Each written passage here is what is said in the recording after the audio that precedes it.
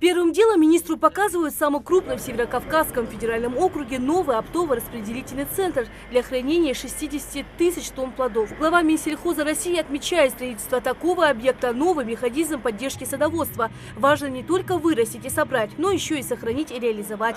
По словам министра, ежегодный рост урожая сада повлияет на развитие, а пока не только нашего региона, но и в целом всего СКФО.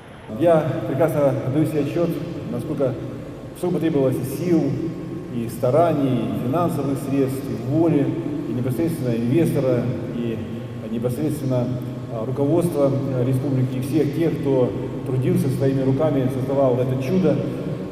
Это будет во многом украшением вашей республики, это будет украшением нашей страны, потому что здесь применяются новые технологии, здесь мы заглянули в будущее, совершенно очевидно. Хочу, конечно, поблагодарить и прежде всего инвесторов, наших коллег из Совета Федерации, всех тех, кто поверил и, в общем-то, рискнул и вложил и собственные ресурсы, и кредитные ресурсы. И, как я уже говорил, это будет украшением республики.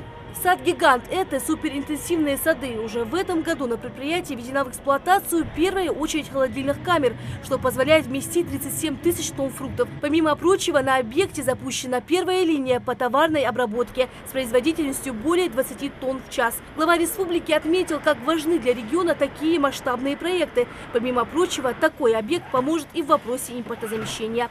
Для республики Ингушетия важно и то, что сотни наших людей получают здесь рабочие места. Сегодня это один из самых совершенных проектов. Он создает не только рабочие места.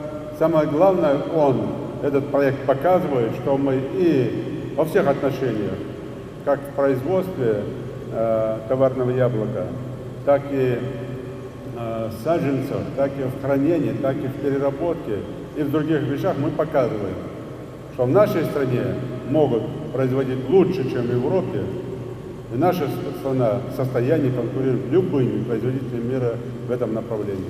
В торжественной обстановке министр сельского хозяйства России и глава республики дают новый старт специализированному садоводческому предприятию. Касанием символичного яблока запускают оптово-распределительный центр для хранения фруктов.